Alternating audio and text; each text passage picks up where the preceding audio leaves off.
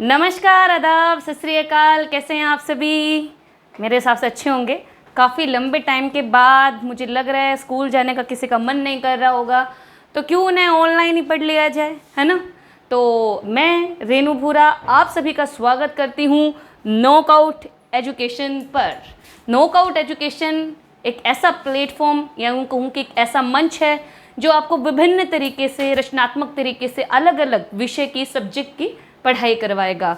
तो हम धीरे धीरे काफ़ी चीज़ें शुरू करेंगे, लेकिन हमारी पहली और सबसे पहली क्लास रहेगी हिंदी की। ठीक है, तो मैं रेनू भूरा नॉकआउट एजुकेशन पर आप सभी का बहुत बहुत बहुत स्वागत करती हूँ और थोड़ा बहुत मैं आपको अपने बारे में और हमारे आने वाले विषयों के बारे में बता देती हूँ। वैसे तो आप सभी जानते हैं कोरोना चले हुए काफ़ी 1.5-2 साल हो चुका है और इसके चलते रहते हमारे बच्चों की पढ़ाई पर बहुत बुरा असर हुआ है और बच्चों का अपनी स्टडी से थोड़ा सा डाइवर्शन होना हमें नहीं अच्छा लगा। तो इस डाइवर्शन को दूर करने के लिए हम सभी आपकी सहायता करने के लिए, मदद करने के लिए तैयार हैं। मेरी इस क्लास में मैं आपको हिंदी सब्जेक्ट पढ़ाऊँगी, हिंदी के बारे में बताऊँगी। जैसे मैंने लिखा भी है ना, हिंदी हमारी मातृभाषा, सबसे मीठी, सबसे न्यारी, सबको भाए लगती प्यारी। आओ हम इसको जाने, हमारे भविष्य को पहचाने। तो knockout education welcomes you in Hindi class और हमारी पूरी कोशिश रहेगी कि आपकी छोटी छोटी जो कमियां हैं हिंदी में हम सुधार पाएँ। तो मैं आपको बता देती हूँ, अभी 2 या 3 दिन के लिए मैं आपका बेसिक क्लास लूँगी। बेसिक का मतलब जैसे छोटी छोटी चीज़ें हिंदी में जानेंगे हम, भाषा, उसका उद्गम, उसके जो विषय हैं वो, और उसके बाद भाषा व्याकरण के जो पार्ट्स हैं लाइक संज्ञा, स्वरनाम, विशेषण एक्सेट्रा आदि आदि। तो धीरे धीरे 2-3 दिन के अंदर हम इन छोटी छोटी चीज़ों को जान लेंगे। क्यों? आगे बढ़ने के लिए कहते हैं ना, सीढ़ी दर सीढ़ी चढ़ना चाहिए, तो हम सीढ़ी दर सीढ़ी ही चढ़ेंगे।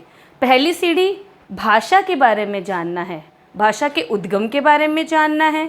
फिर हमारी भाषा है, अब भाषा ऐसे तो बन नहीं गई ना, किसी भी चीज़ को सीखने के लिए उसके बेसिक को जानना जरूरी होता है ना। तो उसका बेसिक व्याकरण है और इस व्याकरण को सीखना हमारे लिए बहुत ज़रूरी है। और व्याकरण की शुरुआत कहाँ से होती है? शब्दों से। और शब्दों की शुरुआत कहाँ होती है? अक्षर से। अक्षर जो छोटी से छोटी ध्वनि जिससे हम शब्दों का निर्माण करना शुरू करते हैं। इसमें कई सारे पड़ाव हैं, उन पड़ावों को भी हम समझेंगे, जानेंगे, सीखेंगे और इसी के बाद हमारी हिंदी की क्लास जो है हम आगे की ओर लेके जाएंगे। तो तैयार रहिए, मेरे चैनल को सब्सक्राइब कीजिए, लाइक दीजिए, कमेंट्स कीजिए और जो चीज़ आपको नहीं समझ में आए मुझे कमेंट कर दीजिए, मैं आपको बताऊंगी, आपको समझाऊंगी।